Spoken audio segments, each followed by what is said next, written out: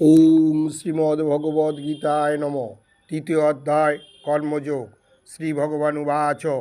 শ্লোক 25। শক্তা কর্মণি অবিদ্যাংস যথা কুর্বন্তি ভারত কুর্যাৎ বিদ্যান তথা সুক্ত চিকিৎসু লোক সংগ্রহম।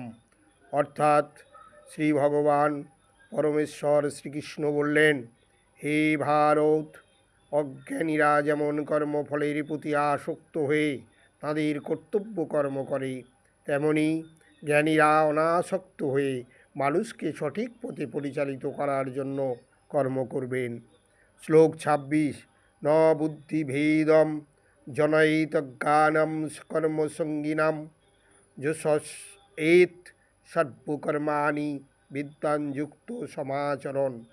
অর্থাৎ জ্ঞানবান ব্যক্তিরা কর্মাসক্ত জ্ঞানহীন ব্যক্তিদের বুদ্ধি বিভ্রান্ত করবেন না, বরং তাঁরা ভক্তিযুক্ত চিত্তে সমস্ত কর্ম অনুষ্ঠান করে জ্ঞানহীন ব্যক্তিদের কর্মে প্রবৃত্ত করবেন।